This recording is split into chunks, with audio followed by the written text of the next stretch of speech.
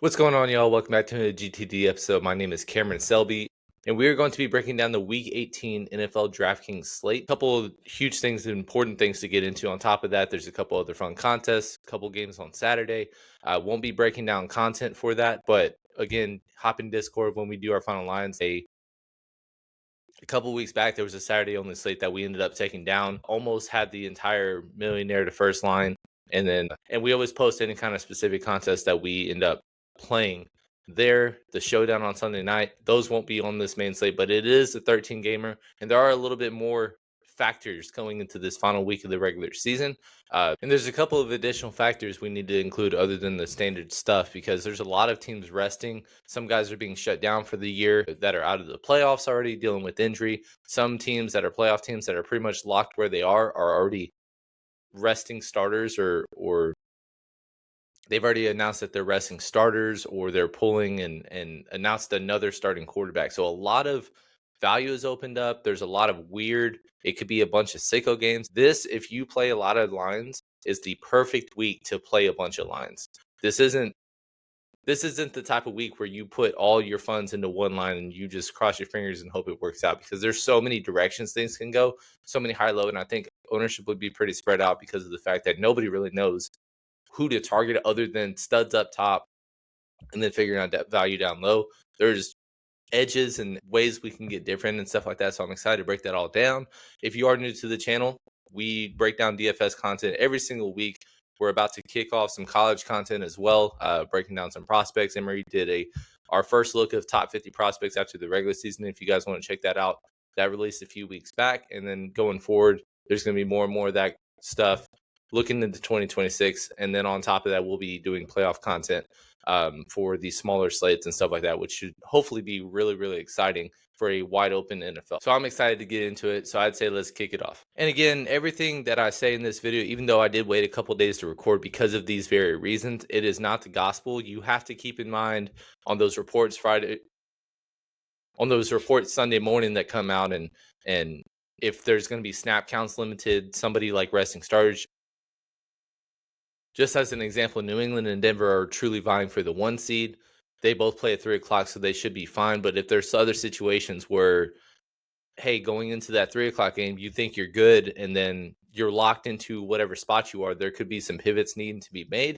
Since there's basically an even split of 12 o'clock versus 3 o'clock games, there's a lot of ways to pivot if you're going to do that. But like I said, I think I'm going to be doing a lot of lines because there's a lot of fun spots to take advantage of, a lot of different strategies to build around.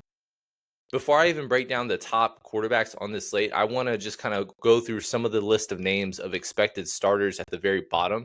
That doesn't mean that any of these guys are locks. That's just the perspective of this slate building around, and it's not always what it seems. So at the very bottom, you've got Clayton Tune, the third string quarterback for New England. At the very bottom, at minimum price, you've got Clayton Tune, who's going to be the starter. He came in when Malik Willis went down. I don't know if they confirmed that he dislocated his shoulder while he threw it, but came in, immediately threw a pick that was not on him. But now he's going into a week where I think Green Bay is pretty much locked up to where they're going to be resting guys. And so he is going to have a weird situation. I'm not sure if there's going to be great stacking options, but maybe if we get multiple starters resting, then that'll kind of help open things up. But if everybody goes into the game as active, it could just be a by committee, you put Clayton Tune in and then just don't worry about it. Hopefully he gets to 15. It makes you smile. Everybody else is spread out, and it's not really going to matter because RotoWire is not projecting any receivers well for Green Bay right now. After that, you've got guys like Kenny Pickett and Aiden O'Connell could play for the Raiders this week. You could have multiple players for Kansas City playing this week. It could be Chris Oludokun. It could be Shane Buechele. A couple of starters or starting situations that we know have confirmed that they're not going to be kicking this week off. Justin Herbert is resting, so that means Trey Lance at 4,500. He's a running style quarterback, but they're going against a team that is vying for the 1 seed, and they're probably going to shit on the Chargers. So he's got rushing upside because of how he plays, and he's cheap. But just beware, this could be a absolute beatdown. On the other side of, and in another situation, this is a much better matchup, but who are we playing him with is Tanner McKee. the backup for Philly, Jalen Hurts, and most of the starters for Philly should be resting, at least the skill players. None of the starters are being projected right now, whether that's Saquon Barkley, A.J. Brown, Devontae Smith. None of them are really truly fighting for incentives that are obtainable within a quarter. So they could very well just rest this entire, skill player stretch. Dallas Goedert, I think, was already ruled out. So he, again, great matchup. Don't know who he's throwing to, but he's really cheap. And Quinn Ewers overtook the starter.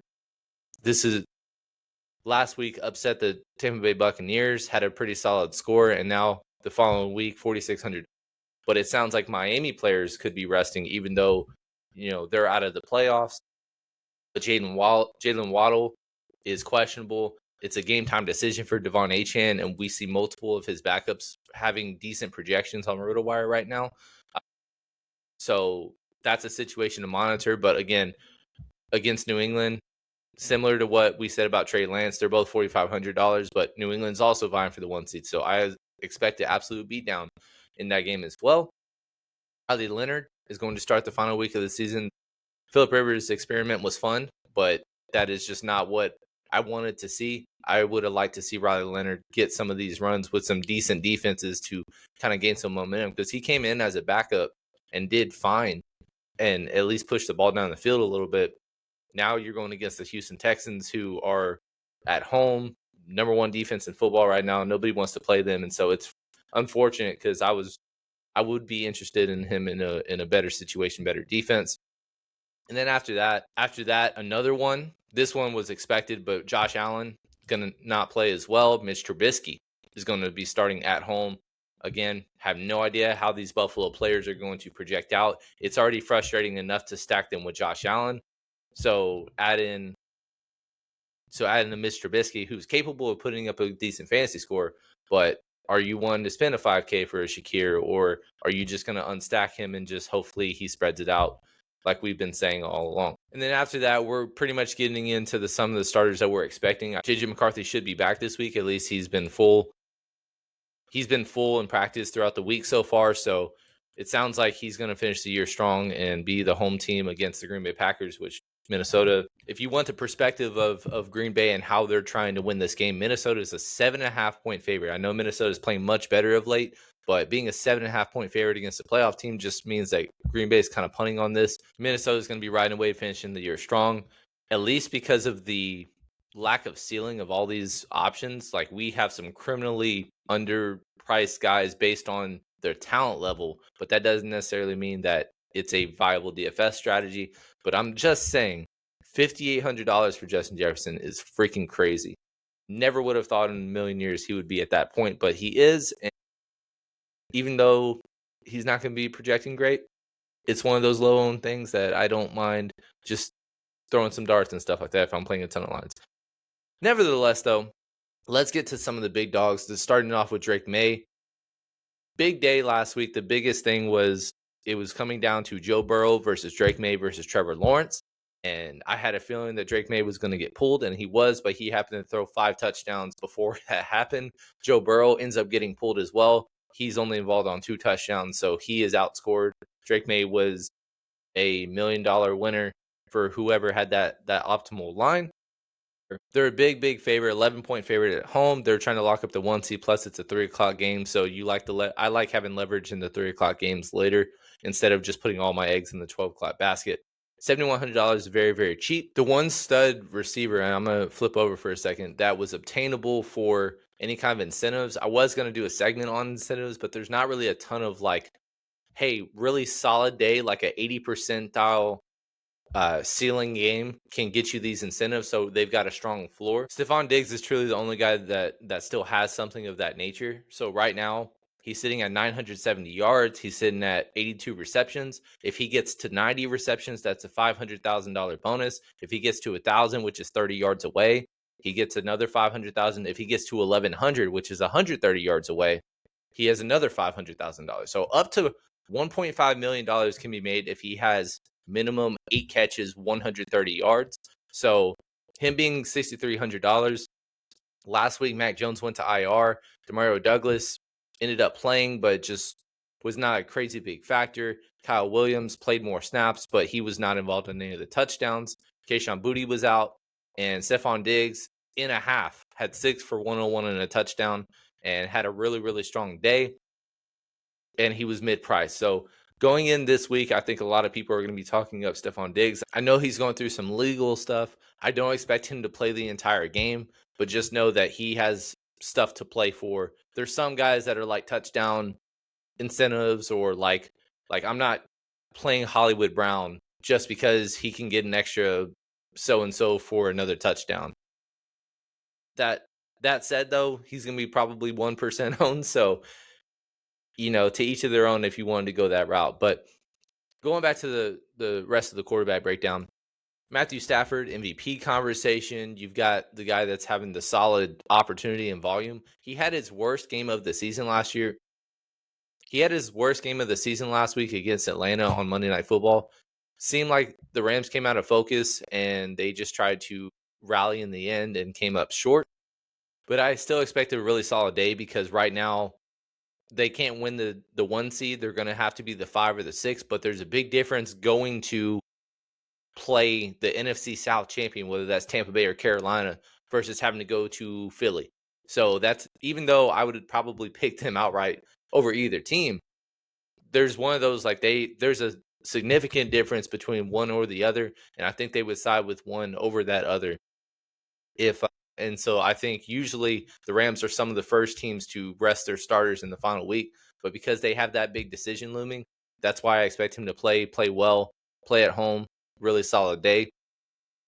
A fun, sneaky environment is Dallas versus the Giants. Both these teams out of the playoffs, and now it just comes down to bad defense versus bad defense, and it could be a sneaky shootout game. With Dak Prescott, you know exactly who he's going to throw to. Last week, very kind of inaccurate day, so to speak, but he still had a 300-yard day, 2 touchdowns, 25 fantasy points, and he was the quarterback to play on that. He was the quarterback to play on that Christmas slate, which was pretty cool to see. So coming into the final week of the season playing the Giants, it is supposed to be freezing weather, but no weather impacting in terms of wind or rain. So Dak Prescott builds, I think, should be pretty common. They're both affordable, and I think that's definitely a quarterback that I want some exposure to. Joe Burrow really finishing the year strong. For the last 5 games, at least 19 fantasy points, 2 touchdowns in all those games. 2 of those games, he's had 4 touchdowns.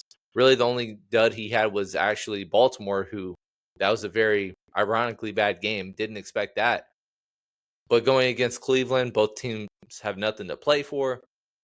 And again, it's another situation where there's 3 guys he's going to throw to. It's going to be Jamar Chase. It's going to be T. Higgins. It's going to be Chase Brown.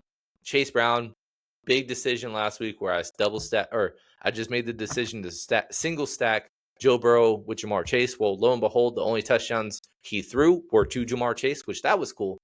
But then the other touchdowns were Chase Brown. He also had over 100 rushing yards. So he was a millionaire maker running back last week, and I missed out because I made another decision. So if you're going to go with Joe Burrow, it's more than likely you should double stack. They've been putting up a ton of points lately. 32 there, 34 there. Obviously, 0 is the outlier game, but 45 and then 37 after that. So if you expect them to flirt with over 30 points again, possibly, he is a guy that you could certainly build around. And because you've got that red 3 right there, I think he could be possibly overlooked over the Drake Mays, the Matthew Staffords, Dak Prescott's, Trevor Lawrence's, especially over the world this week. Trevor Lawrence, once again, he having one of the best stretches of his career recently. Didn't have the best game against the Colts last week, but they found a way to win. They win, they host a playoff game, and they will be the 3 seed, if I remember correctly. And they would be locked into the 3 seed. So a lot of stuff to play for. They are at home. They are the biggest favorites on the week at 13.5-point favorites. He is $6,400, but again, stackable options are really cheap. I think Brendan Strange is right around $4,000. Both Jacoby Myers and Brian Thomas are in the mid 5K range. So is Parker Washington, who's had a couple 100-yard games recently. So that's a spot to attack. Bo Nix, I'm not really – I'm going to take the stand that I'm not interested in, not because of the matchup. It's just I'm going to just not bank on the – I think this is going to be a very eerily similar situation to what we saw with Drake May and the Jets last week. And you just hope that if they score 5 touchdowns by halftime, he's not involved on every single one. Hopefully that's not the case. I'm going to take the stand that he just doesn't have the ceiling this week. He just has a really solid floor of 20, which he's hit for the last 5 games. But I think there's other guys that can play the entirety of the game, have a really solid day, and especially around him. So I'm interested in going another direction in that one. Caleb Williams, he had a really lull stretch in the middle of the season, but despite having bad quote unquote fantasy playoff matchups, really hitting the year strong to end it. 3 straight games with 2 touchdowns and no interceptions. Had a 300-yard game this past week. Almost came back and won in San Francisco. That was a really, really fun Sunday night showdown shootout with 26 fantasy points, which was his best since week 9. Now he's going to go against the Detroit Lions, which we've been attacking left and right recently with the pass game. Last week, Max Brosmer. Obviously, this wasn't every single player can go over and just outscore with Detroit. I was wishing it was a Nick Mullins thing, and it wasn't. But in spite of that, they've been giving up a lot to, like, Aaron Rodgers had a strong day. Matthew Stafford dropped 41 on him. Dak Prescott had a really solid fantasy day playing catch up. So in this game where Chicago, they have locked up the NFC North, but they're still playing for stuff. And so because of, I would anticipate one more week of holding out Rome Odunze, again, very stackable options. Everybody is 6K and below, and he is 5,900 himself. Going way back when, I know it's a long time ago, he had 18 fantasy points in 3 quarters, was well on pace to have 300 yards, ideally another touchdown. But they were getting shit on so bad that they pulled him in the 4th quarter, which was disappointing. But that day we nailed a lot of Caleb Williams doubles. That week we hit a lot of Caleb Williams doubles. And so going forward now, playing at home, Detroit has nothing to play for. But that is the highest total on the week at 50.5. That is the highest total on the week at 50.5. So it is outdoors, but again, weather shouldn't be too strong of a factor to where I would still expect some kind of 27, 24, 30 to 27 kind of game. If that's the case, you've got him, you've got Jared Goff, both duking it out, roughly 6K, and it's a really fun game that you should get some exposure to. Jackson Dart, I mean, he rushes for touchdowns and he doesn't throw for anything. If he's involved on rushing touchdowns, that gives him a really safe floor. It is against the very defense that is dead last against quarterbacks. He's 5,700. Usually, it's kind of, that's a guy that you can skinny stack with probably Wandale. If you wanted to go with Darius Slayton, sure, go with Darius Slayton. But really, it's just, that's a quarterback you can play naked in the mid-tier range that is really cheap. It feels very safe. And he always is going to project well. Right now, he's showing as the highest value. But at the same time, he should be one of the higher owned quarterbacks as well for that very reason. The way you get different from Jackson Dart is ironically just going to be, you can just simply double stack him because Wan'Dale Robinson is going to be over 10% owned if he does end up playing. I know he's been limited the last couple of days, but he had a really strong week that we invested in last week. So playing Wan'Dale is completely fine in the $6,100 range. But to get different is double stacking him. You've got a cheap tight end in Theo Johnson. You've got a cheap Darius Slayton. That's really the way to get different if you're not going to leave salary on the table. Because I don't want to be duped at all on a 13-game slate. You just don't want to. It's very hard to do so. But I'm just thinking out loud for things to do. Jacoby Brissett kind of had a really strong stretch of just he's going to get you 20 every week. Back-to-back weeks where they've struggled to where he couldn't get to that threshold in spite of playing catch-up once again. They're 0-8 with him as a starter. Probably going to be 0-9. But you know at the very end when they're down 21-0, they're going to throw the ball. And it's probably going to be a Trey McBride. It's probably going to be Michael Wilson because Marvin Harrison is now out for the season. So it's very simple to just be like, hey, yep, we're doubling them. And then we're bringing it back with Puka. And then we're going to figure it out. The thing is, that's pretty expensive if you go all the way to Trey McBride. And Michael Wilson now no longer a value per se. So you have to make the forced decision on that part. I might play a line or two with him. But at the same time, it really puts you in a bind if you go that route. I know CJ is under 5. I know CJ is under 5,500, but I'll probably stay away from him. He doesn't ever really have a floor because of his lack of rushing upside. Back-to-back games, 4 carries, 0 yards, which obviously most of those are probably Neal's. But there's so many good quarterback plays this week. I don't think that that's the direction I want to go. Tyler Shuck. Boy, oh boy, I should have went with that last week. Back-to-back games over 300 yards. He is by far playing the best as a rookie quarterback this year, and he should finish the year strong. And the crazy part is Chris Olave, who was helping people win millions in best ball with his strong stretch to end the season, is doubtful this week. So with that said, the highest pass catcher priced player for the New Orleans Saints is $4,200 Jawan Johnson, which is going to project awesome. But outside of that, every other receiver is in the 3K range. So there's a ton of value to be had. There's multiple receivers that could be out, and there's going to be guys projecting very well. That's a spot we really want to get overweight to if we're playing New Orleans players this week. And then outside of that, like I mentioned, JJ, we already mentioned a lot of the cheap quarterbacks. I'm not really interested in playing any 5K or below quarterback. I don't think that there's a reason to. If you're going to, I would say maybe Tanner McKee, but I don't know who he's going to throw it to. Trey Lance, if you just wanted to play as a floor, low-owned play because he has a rushing upside, maybe that holds you some value, but I don't want to play Clayton Tune.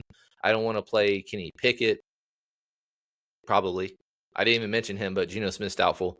All of this just kind of looks gross to me. And all of these quarterbacks above 55, most of them have really good matchups. So I'd rather just, spin up quarterback and then we'll figure it out because of all the value at other spots. Running back wise, there are two guys up top I'm going to be playing a butt ton of, and it is Bijan Robinson. Shame on the Atlanta Falcons for not allowing him to get over 200 yards. They were just running out the clock at the end before that game-winning field goal, and they let Tyler Algier do it instead of get to Bijan, who absolutely carried them with 30 opportunities, 2 touchdowns, over 220 yards. And now he's going to finish the year strong going against New Orleans. Last time he played New Orleans, that was a weird game where he wasn't involved on touchdown. That was a weird game where they just really didn't have the ball at all in the third quarter, if I remember correctly. Like they did a 3-and-out, and then New Orleans had long drives in between that. So he had a really strong first half. I remember doing his rushing yard prop, and he had like 60 yards by halftime and just barely touched the ball in the second half. But he has torched New Orleans in the past. And on top of that, because he is decent leverage, I would say, I think he's going to be positive leverage because he's just showing roughly low 20s in ownership. So he is a guy that I really want to get to. Jahmyr Gibbs, I'm not making the mistake. It's great game, it's bad game, it's great game, it's bad game, it's great game, it's bad game. Well, guess what this week is? Great game. That's what's going to happen. Last time he played Chicago, he was the first touchdown of the game. They dropped 52. He just happened to only been involved on one of those touchdowns, and it was a blowout, so he only had 15 touches.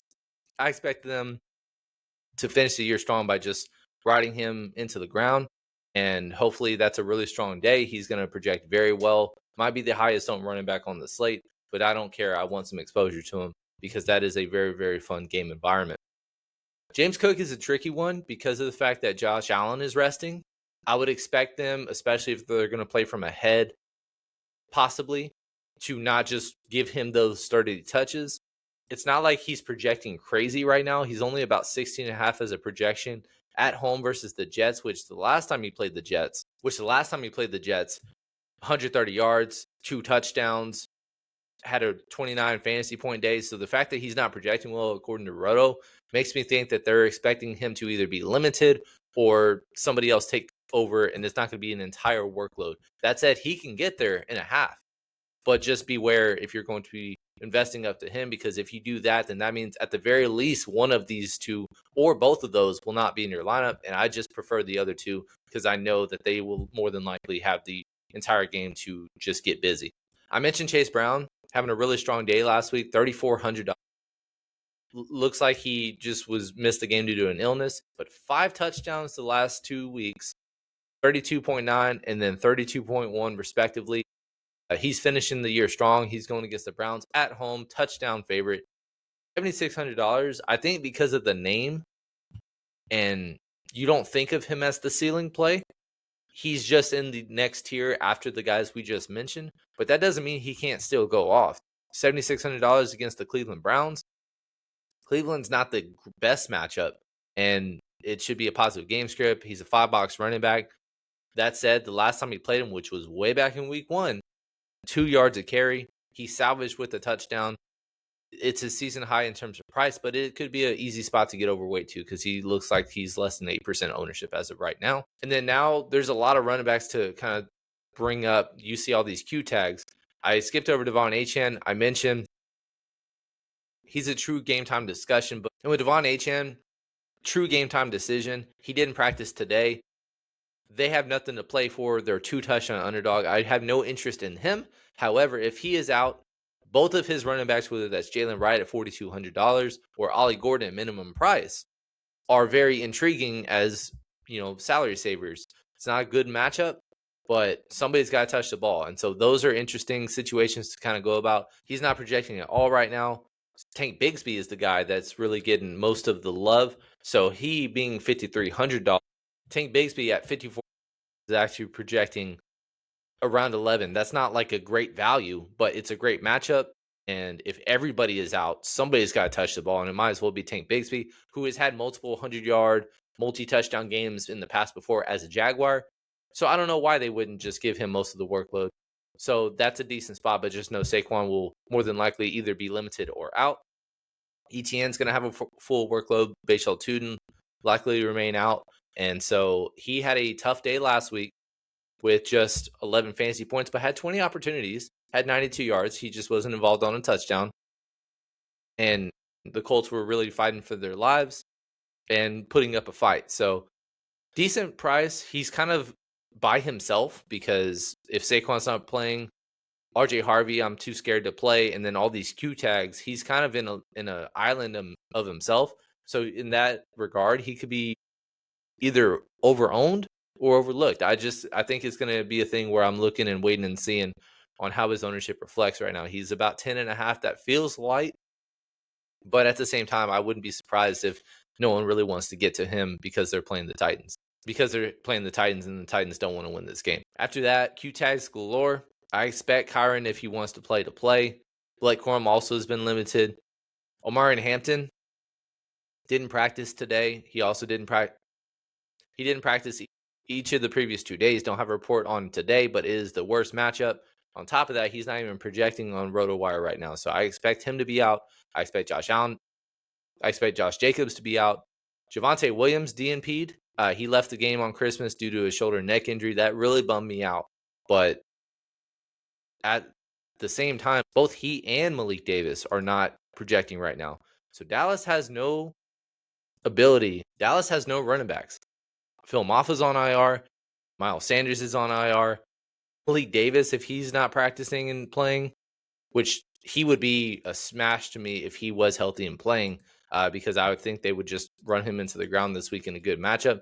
Javonte Williams, if no one plays, Jaden Blue is sitting there at 4,300. He has had no fantasy relevance this entire season, and a lot of it has been due to being a healthy scratch. But him at $4,300, if he's the only guy left, like, it's going to be shocking if he can't fall into 12 fantasy points, whether just getting 5 targets and blah blah blah, or getting a touchdown. I think he might be one of my favorite plays if both of those guys are out. But if Javonte Williams is out, Malik Davis plays, I'm interested in being overweight to him. Either way, it's a great situation to get to. And if you don't trust Jaden Blue or any of these running backs, play the pass game. I think Dallas is in a pretty good spot this week. Breece Hall, limited. He salvaged despite them getting blown out with a big touchdown run of 59 yards to get 24 fantasy points last week. But then being a big underdog. At the same time, Josh Allen being out, maybe it's a more competitive game. Travion Henderson had 19 opportunities in the blowout. He just, once again, happened to not score, no targets, and didn't get 100 yards. But we've seen ceiling performances from him recently. I've seen some love for him in that regard, and because of him and Ramondre Stevenson having a hell of a week last week with a touchdown reception down the field, another run for a touchdown, had over 100 all-purpose yards. He's kind of hidden the ground running in recent weeks, so that's a very scary duo going into the postseason. But I think both, because of them both being available, nobody wants to play either. Neither are showing 6% owned right now. So I think that's a really good spot to get overweight to, is New England at home against Miami. And then going down, a lot more Q tags. I think skipping some of these names is the right way to go. So many guys up top that I'm interested in. The 6K range opens up a lot down low. So some more names that I wanted to bring up.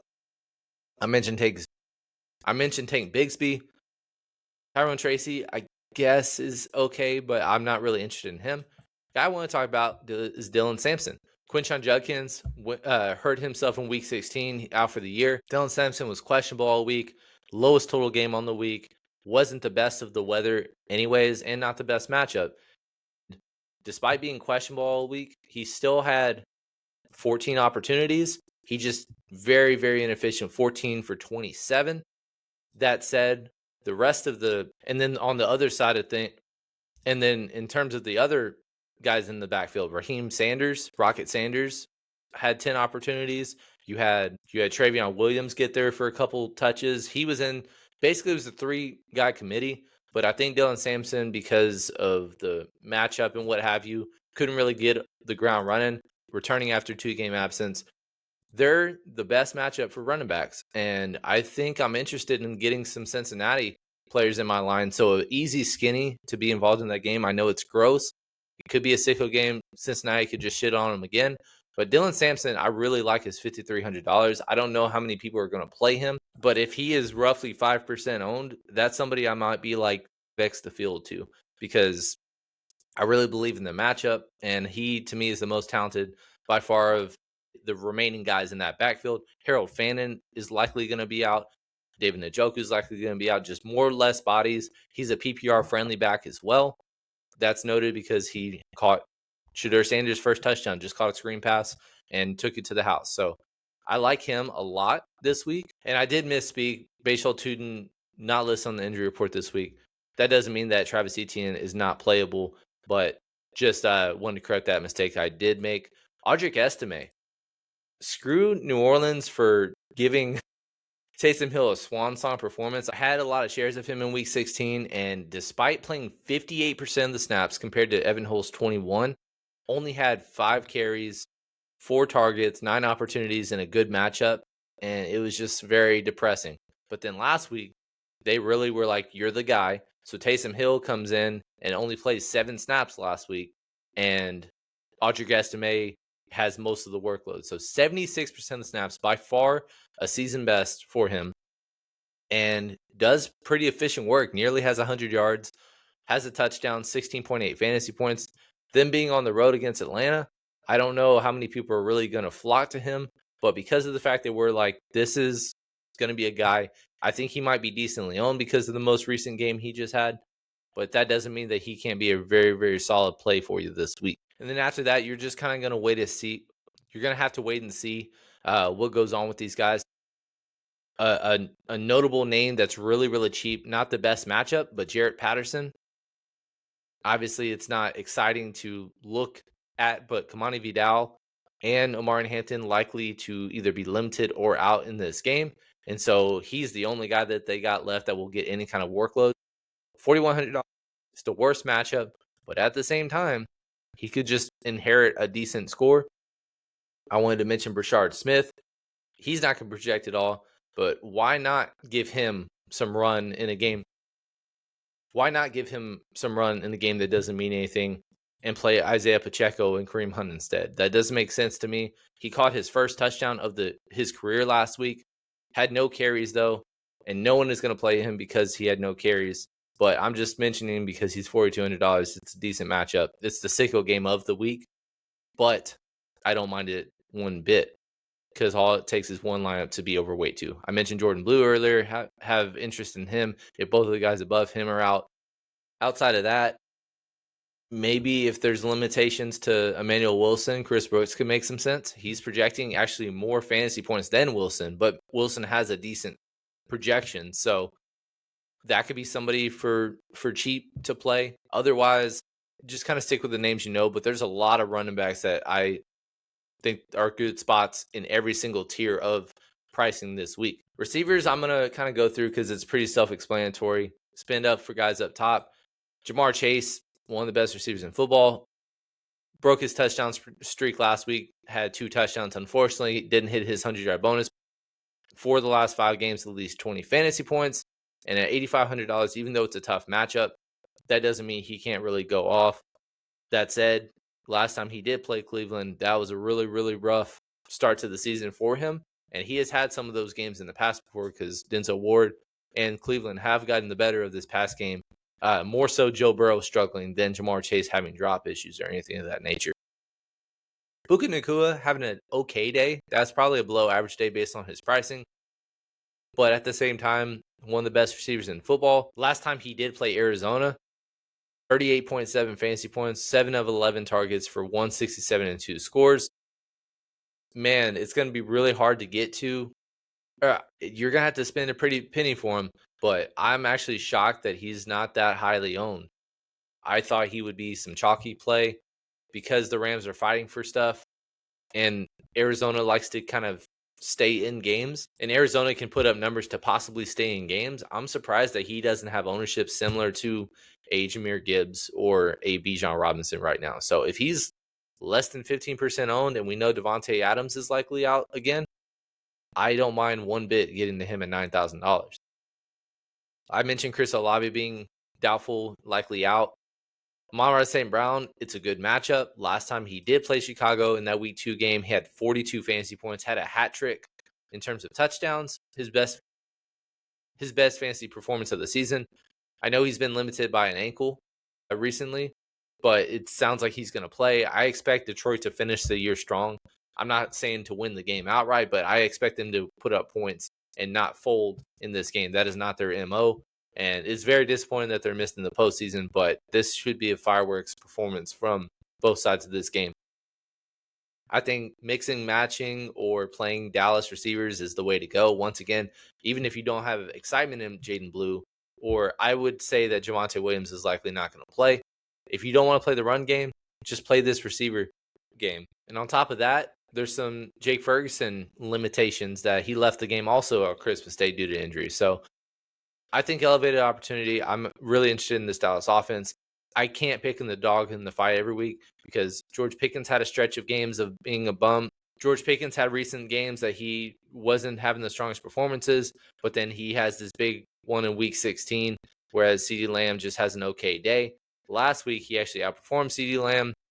CD recently has gotten more consistent targets and stuff, but in a great matchup, did not finish the year strong. That said, only 3 touchdowns on the year. I think a touchdown bet for CD is a very, very interesting bet, especially if it's plus money this week. And getting both make a lot of sense. Nico Collins has absolutely shit on the Colts every time he plays them recently. He is averaging over 100 yards through these last 4 games. Last 4 games against the Colts over the last couple seasons. 7 for 146 in a score. 9 for 195 in a score. 6 for 117 and 6 for 117, and then most recently this past year, 5 for 98. I guess that's an okay day, but him being $7,000, coming off back-to-back duds, I always think that he's always a good leverage play because it doesn't ever feel like anybody wants to play Nico Collins, but he projects really well. Houston wants to play this game, and it matters for them, so I don't mind getting overweight to Nico. Going down here, I don't expect either Philly receiver to play. Drake London returned this past week, was limited, only had 1 catch and 2 targets. I don't really want to spend $6,900 for that. Below that, Jameson Williams, always a polarizing play. He can go for 29, he can go for a solid 12, or he can go for 5.7. So just make that risk with what you want. Michael Wilson, because of the fact that Marvin Harris is out for the year, I am interested in playing him. He's had 5 touchdowns in the last 4 games, and he just gets the alpha targets every time Marvin Harrison is out.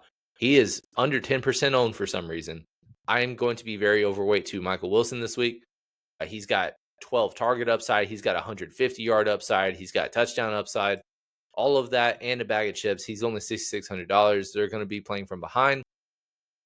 Last time, the perfect way to go about this game against the Rams was Puka Nacua on one side, who got 38, and then on the other side, Michael Wilson, who had 40. He was very chalky. He was over 50% owned this week because his price dipped because Marvin Harrison returned, and then he got hurt again with his heel, so he missed this game and the next game, if I remember correctly. And he's a safe bet for over 10 targets and very, very, very solid floor, but also has just as high of a ceiling. as the guys in the tier above him. He just doesn't have the name value, so I expect him to finish the year strong. Mentioned Stephon Diggs having some thing. I mentioned Stephon Diggs having some incentives to play for, but the thing is, I don't know about a full workload. He also had this legal situation. I don't know how much of a factor that'll be in terms of any kind of workload. It could just be nothing, but it could be something. Wan'Dale Robinson in a really good spot, but he was not practicing for Wednesday and Thursday. He's a name to keep an eye on because if he's out, then that just elevates a Jalen Hyatt, a Darius Slayton, Theo Johnson, because they're $2,000 cheaper and then much elevated workload. He had like 100 yards at halftime, had 11 receptions, so very safe floor. I know it's $6,100. I think that's a season high in price. I still don't mind paying it for that, being at home in a decent game environment. And then down in the 5K range, I don't really see a ton other than Jacksonville receivers and Chicago receivers. Essentially, DJ Moore had a big day in week 16, walk-off touchdown against the Packers. Followed that up after a 2-touchdown effort in week 15, but then had a really big dud in a shootout last week. So if you told me 38 points were going to be scored by Chicago and he had one catch, like that let a lot of people down. But guess who benefited from it? Luther Burden. 30 fantasy points, a by far career best. The only other game that he had was a 3 for 101 in a score. Both games that he's had big fantasy days this year, he scored touchdowns. But he had a strong amount of snaps after missing a week. And I know he was banged up at the very end, but he was a full in practice. He's $5,300. I'm very, very interested in some Luther Burden this week. I don't expect Rome Odunze to play. I don't expect Rome Odunze to play. He was a DNP each of the first 2 days this week. So I have a lot of interest in some Chicago receivers because of the value. I'm excited for Jacksonville receivers. Jacoby Myers has had really solid floors. Last week was really chalky, only had 8.9 fantasy points. You would like to see better. I think it's an ownership game. All of them in the 5K range, though. It's hard to pick and convince yourself to play with Trey Lance and the Charger receivers, so I'm just going to say no thank you on that one. Buffalo receivers, kind of a similar ordeal. Denver receivers, similar ordeal. Washington receivers, a similar ordeal. So I think really a lot of the receiver is high-low this week. Usually running back is the one that's high-low, but a lot of it's just going to try to pick a couple of these guys up top. There's guys in the 5K range, but then after that, it's really punting down low. And a lot of notable names, and when I say notable, it's not notable names from the general public. It's just notable names that stand out in terms of projection. So Darius Cooper for Philly. If both receivers are out, Dallas Goedert's out, Saquon Barkley's out, apparently he's by default going to get the next man up. I don't even know much about him, but just know that he, after Jahan Dotson, had the most snaps. Jahan Dotson is 3,800, just for what it's worth. A big name I think is a very fun name is Kevin Austin for the New Orleans Saints. So New Orleans, Chris Olave is likely to be out. Mason Tipton has missed, and he should be continue to be out. Devon Bailey has been out. So Kevin Austin last back-to-back weeks, 86% of the snaps, and then 81% of the snaps. So really him, Dante Pettis, who had 69% of the snaps as well, has only played, that was the only game this year he's played more than 12 snaps, and he played a ton as well. Because of the way Tyler Shuck has been playing, because of the way that there's multiple guys out, I think a lot of the New Orleans stuff makes sense. If I had to rank Juwan Johnson versus Kevin Austin versus Dante Pettis, obviously Pettis would be 3. Even though Juwan probably projects more, because of so many other tight ends that also are in good spots, I think Kevin Austin opens up a lot at 34, and that's why he might be my favorite of the bunch for that specific team. And then after that, you've got a Trey Harris who not only has been increasing snaps, but he is basically the one guy that could be playing significant time. One to get him a lot of work. So he's projecting pretty strongly, over 10 fantasy points. So he and Keandre Lambert-Smith, who was a preseason sensation, both in the 3K range as well. Trey Tucker has a solid floor at 10 fantasy points. He's $4,000. After that, you got some John Mechie in there. You got some Britton Covey for the Philly guys. That's their return guy / I guess would be their slot receiver in this game. Isaiah Hodgins could have some work. Malachi Corley for Cleveland could possibly. He had 4 targets 2 weeks ago. So sure, possibly. Yeah, a lot of receivers in the 3K range, and then 6K and up that have really good spots this week. So receivers more so high-low, running back kind of all over the place where you want to go, and that's why I like, because there's different strategies you can build. Tight end, look at all these question tags. Again, Trey McBride up top. He kind of scared me a little bit because in the best matchup that we were waiting for all season, he had 3 catches for 28 yards going into the mid-4th quarter, and then he had 7 receptions and a touchdown on the final drive to have a decent 23.6 fantasy points, set the tight end record for receptions. And so now I think he has a possible. But Trey McBride, he broke the receptions record this past week, had 10 for 110. He had 10 for 76 in a score. His price went down a little bit. Last time he did play the Rams, again, they were playing from behind in a blowout, lost by 28. He finally had his first true dud in a long time, but they were also losing by 28. That could very well happen this week, but at the same time, in that very game where they lost by 28, Michael Wilson had 40. I'm not projecting Michael Wilson to have 40. So if they're closer to both of them getting 20, I think because of the separation he has as a tight end, he's obviously in play. Harold Fannin, I don't expect to play. With his backup, I don't expect to play. So since it's the best matchup for tight ends, you've got minimum price Cleveland tight ends that I barely know anything about. I will say Blake Whiteheart had 62% of the snaps last week. Harold Fannin caught a touchdown but left immediately after that. Brendan Bates also played nearly 50% of the snaps. They're both minimum price, so I'm just pointing them out there. I don't even know if you need to go that low, but we've seen it before work out multiple times against Cincinnati this year. New England people could be missing times, limitations. Even if they're limitations, they could be blowing them out. And it just doesn't really mean anything. Not interested in Kelsey. Juwan Johnson, I think, is going to be chalk. I think that's the popular tight end that people are going to want to play right now. Yeah, he's shown as the highest owned. Outside of that, Brenton Strange has had a pretty solid floor for the most part, has had a couple games where it's just, but I think he's in a pretty decent spot at just $3,800. Colston Loveland having 10 targets last week, which was a career high / season best, caught a touchdown, 94 yards. He's $3,900 in the game environment I kind of want to attack. So I have some interest there. If I'm doing Chicago doubles, he's probably going to be at least one of those 2 pieces. And then after that, there's a lot of, Theo Johnson's 34. I know he's questionable, but that's more so due to an illness. So he's missed games recently, but his price has dropped as a reason behind that. So who knows? Maybe that'll work out. Chico Okonkwo, back-to-back games with the touchdown. Only 2 touchdowns of the year, so he's finishing the year strong. It's a decent matchup. Don't mind him. Michael Mayer, I have a lot of interest in a game that was not competitive. They lost by 24 to the freaking Giants. And yet he had 9 for 10, 9 out of 10 targets, 89 yards. Brock Bowers is out. I expect him to have a really strong day again.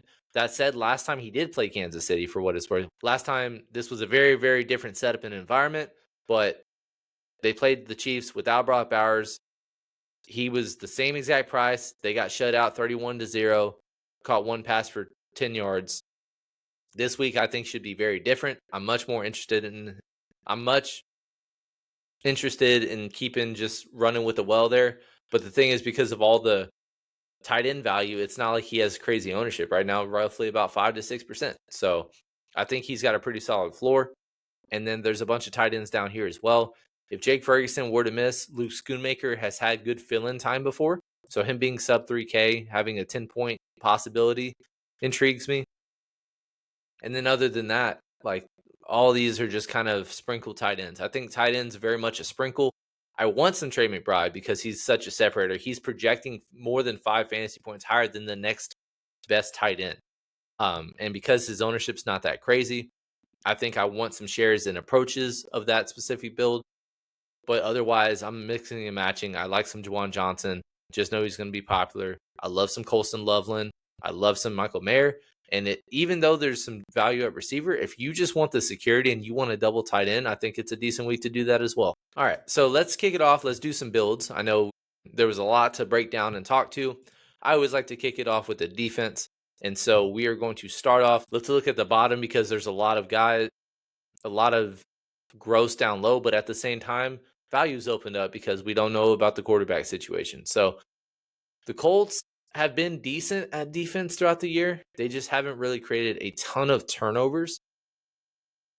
But being minimum price against the Houston Texans, it's not like they're putting up a ton of points. So them being min price, I know they're playing their starters. I don't think that that's crazy to go minimum price for them. The Jets have sucked on defense this year, giving up a lot of points. They just had 42 dropped on them in 3 quarters by New England, 29 to the Saints, 48 to the Jags, 34 to the Dolphins. Like, they're giving up points left and right, but they're playing Mitch Trubisky. So I can see doing a fight for them as well. I think one of the safest defenses is probably going to be the Vikings versus Clayton Tune. 3 of the last 4 games, or actually 4 of the last 5 games, at least 9 fantasy points without a touchdown, impressively enough, have hit 21 and 18 fantasy points. Like, that's pretty strong because I know touchdowns are random, but hitting those marks by not scoring touchdowns or random scoring plays, I think is pretty impressive. They shut out the Commanders, only allowed 7 points to the Giants, only allowed 10 points to the Lions. I'm very, very interested in some Minnesota this week. And because of the value, I don't think you need to punt all the way down. But that is the defense I think I might attack with and even start my build with because I'm just intrigued by that. Green Bay has nothing to play for. They're already starting Clayton Tune. So I'd say I'm very interested in them at home. So I'm going to start off this build. Let's kick it off with a Dak Prescott start. I know it's going to be easy to just go boom, boom, and then I don't even know if I need to or want to bring him back. Last week, they all had a solid day. Dallas had 30 fantasy points, but it basically was kind of a floored game in terms of the skill players because Javonte scored a touchdown, but then he left. Jake Ferguson caught his only pass, which was a touchdown, but then he left. And then after that, they didn't really need to do a ton through the air, but 89-yard touchdown to Kevontae Turpin. That was his only catch. So it was pretty spread out last week. But let's go back to the Wells. Say they finished the year strong, easy double. Bring back wise, I'm not even going to do a bring back in this specific spot. Maybe I do a Jackson Dart build and we can do it that way. But I don't think I want to force in Giants if I don't have to. That said, it's a decent matchup to do so. I want to kick it off with a cheap running back, and I'm going to say Dylan Sampson. I'm really intrigued by his ownership being just so low. And I know it's a peaky game. They could be trailing by a lot because Cincinnati's blowing out opponents in back-to-back weeks. But him being $5,200, PPR style back, best matchup, I don't mind it. And on top of that, the last time, for what it's worth, they played Cincinnati, he had 8 receptions, 64 yards as a cheap guy when Quinshon did not play in week 1. And then after that, that kind of opens up some things so we can get something up top. Let's go cheap tight end. Let's go Kevin Austin. I mentioned him at $3,400. He might just naturally fall into a lot of my builds. He might be one of my highest owned players this week. I just like the floor. He's had a really solid day. Just scored a touchdown, but other people are on him just for what it's worth. And then last guy's in. You could do something as easy as going Javonte. You can do something as easy as go to Jahmyr Gibbs. That's $5,200 for the last guy in. That is some weird names, but you could leave some salary on the table. Go to Audric Estime, who has a decent projection. That would put you 2 Saints, which is kind of strange, but strange can work out, you know. Outside of that, like the below 53, there's really not much. So I might even want to be a little bit more different. Instead of that, you can go another cheap running back. Well, let's say for this specific one, we put in Audric Estime again. You have $8,200 last guy. With $6,600, you could try to do like a mid-priced receiver and see what you want to do at running back. Running back wise, I could do Travion Henderson at 61, lower ownership but good game environment for him. And then $7,100 last guy, and that's Travis Etienne. Could be in a good spot once again. Nico Collins, I mentioned, I really like him again as well. That could be if you love rooting for Texas teams, this could be the build for you. You just get Nico, George Pickens, CD, and Dak. couple rookie running backs. Kevin Austin is a cheap guy. Colson Loveland, I like. The Vikings defense, like I said, I feel pretty comfortable going with them against Clayton Tune. But yeah, that's a decent way to go. Let's start with another quarterback and see what we can do. This time, I think I'm going to take a stand and get away from Joe Burrow this week. I know he's had some strong recent performances, but he hasn't had the best track record against the very Cleveland Browns. It's a low total game. So this one, let's go with the highest total game. Caleb Williams is going to be my double. And again, I don't expect Roma Dunze to play. Instead of going with DJ Moore, I'm just going to go with, hey, Luther Burden is here. And I'm going to pair him with another rookie. I'm going to put back in Colson Loveland in this build. I'm going to put back in Minnesota for now. If we want to go down, we can. I did mention Bijan earlier. So way to kind of get some skinny in that game is Kevin Austin. You go with Bijan.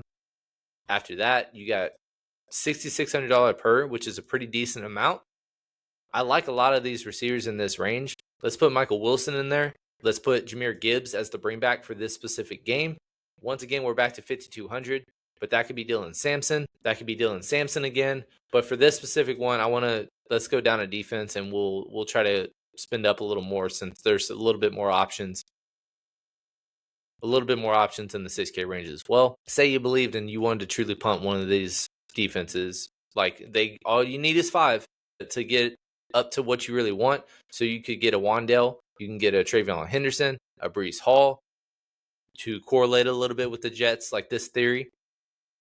A lot of that makes sense. You can go to Justin Jefferson, leave some salary on the table at $5,800 is pretty crazy, but understand that is a high risk play because of how low his floor has been. But you can do something as simple as this. Or if you wanted to, instead of Bijan, you wanted your dog in the fight to be a Puka Nacua to correlate a little bit with Michael Wilson. I think that's a fun idea. Plus, it's a 3 o'clock game. But then that would leave the last guy in being a Ramondre Stevenson. You can go down. I might want to save some salary here, but we're already kind of vying for it. So maybe Puka's not the best build for this. Maybe Puka's not the best build for this specific one. I want to do a Brissett one in a minute, but we'll put a button on it. Let's go with Tank Bigsby. I did mention him earlier, and then maybe that's enough for the Puka Nacua as the last guy in. That's enough for the last guy in. If you didn't like the Jets defense, you can go all the way up to New Orleans, whose New Orleans defense also has been playing pretty solid. Back-to-back games with at least 12 fantasy points. They're on the road against Atlanta. I know Atlanta just put up a bunch of points and stuff like that on the Rams, but it's not like I trust Kirk Cousins to drop 300-plus yards, especially if Drake London's limited, Kyle Pitts is limited, so don't mind that. Myles Garrett's going for the sack record. We picked Cleveland's defense last week. That worked out for the price. You could say that Chris Oladokun is going to suck, so the Raiders can make sense. I probably would say the Saints might be the best of the bunch for the salary you have left. Now, this is going to force some stuff, but again, I want to force this in because it does force you to make decisions. I'm going to say Jacoby Brissett gets back on track. I know they lost by 28, but he still got to 20 fantasy points. And because of his back-to-back duds, maybe he's not the chalk quarterback anymore. And it makes a little bit more sense to invest in him. If we do that, then we got to go Puka as the bring back. We got to put Michael Wilson, and we got to put Trey McBride. And we start out like that, and then we go from there. That is the approach I wanted to do with this specific build. Saving money again, it's going to make a lot of sense clicking on this guy. But again, there's a lot of names down here if you didn't want to just go all in on a Kevin Austin. And then if you wanted to, because of the decent amount of tight ends that are cheap and viable, I don't mind doing double tight ends. So I played Colston Loveland with the first couple builds. This one, let's get even cheaper, and we'll say that it's Michael Mayer, who ends up with a ton of targets. After that, you could go with the Tank Bigsby to get to 6,000. 6,000 doesn't really open up. I'm not really interested in a Aaron Jones revenge spot, even if he is playing because he was a non-participant. If he's out, that could very well open up a Jordan Mason. I didn't even mention him earlier. He's missed recent time as well. Once again, Dylan Sampson to Travion Henderson makes some sense. You can go down low because we mentioned some Miami cheap running backs. So Jalen Wright at 42. You could do the theory of, hey, both Dallas running backs are out in front of him. Let's just give the ball to Jaden Blue. at $4,300 can make some sense and open up all the way up to Travis Etienne. That's a fun way to go about things. Can you do a Puka, Michael Wilson, Trey McBride, and expensive running back as well? The way to do that, you can go down a defense, pick one of the minimum ones. Who do you trust to not score as many points? Houston at full strength or Mitch Trubisky? Let's just say Mitch Trubisky. That's enough for Jahmyr Gibbs. So you're able to afford Jahmyr Gibbs, Puka Nacua, Michael Wilson, and Trey McBride in this specific build. That's really fun.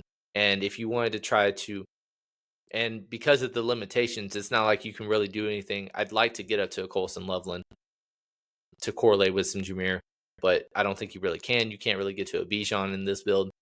But there's ways to get studs on this slate going stars and scrubs. The next one I want to do is I want to do a Tyler Shuck. This might be the last one before we get out of here. Doing a Tyler Shuck double, I think, just opens up a ton. His price still is not rising for no reason other than just whatever. So we're going to say they're playing from behind, and it's going to be a fun stack of Kevin Austin, Juwan Johnson, bring back with Bijan is how we're going to start this build. Let's put back in Minnesota. Once again, we can go back down. I think just once again, as a quick tangent, I don't think I want Jacksonville all the way up at $4,000. I know they've had solid floors, but I can't really go that high up at defense. Maybe at Denver because they're a better overall defense and they're playing Trey Lance. Maybe a New England because they're playing Quinn Ewers. But I think that Minnesota makes the most sense. They're a touchdown favorite at home, and they're playing freaking Clayton Tune. So we're going to start like that, and we already have a decent amount of salary left. I want to double tight in this build, so we're going to go back to Colson Loveland for now. If we want to go down, we can once again go to Michael Mayer. $7,100 per on the last three spots. And I think the easiest way to do it is go cheaper running back, and you could double up with fun receiver up top. So you go Puka. We almost had enough for a Michael Wilson and Puka stack as well. If you went down a couple $100 at defense, you can do so with, don't want to do Atlanta in this specific build. Obviously, you can go back to New Orleans, I guess.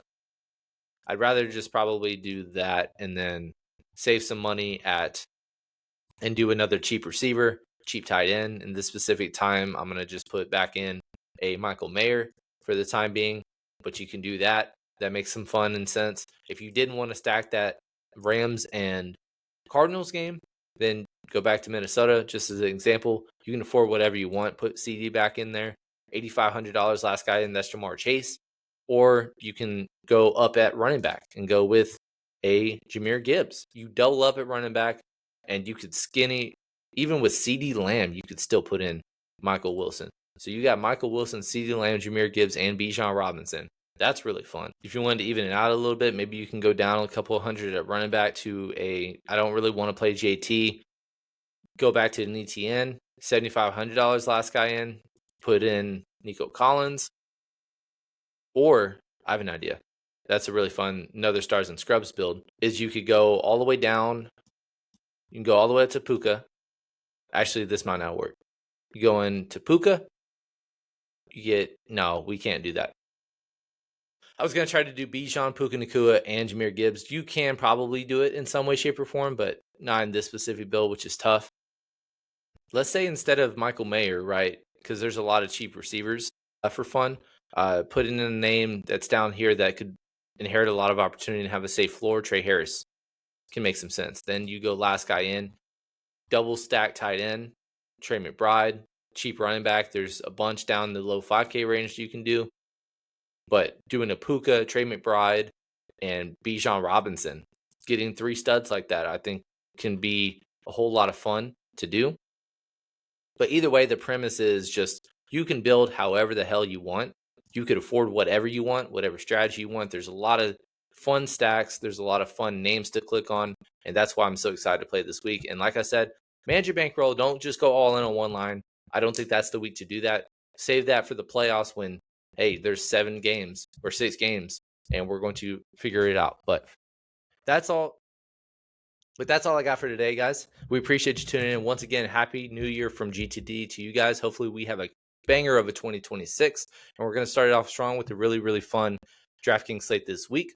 Can't thank you enough for tuning in. Hopefully this year is the best yet, and I'm excited to figure it out. And again, if you're new to the channel, we post lines, exposures, whatever we play for free.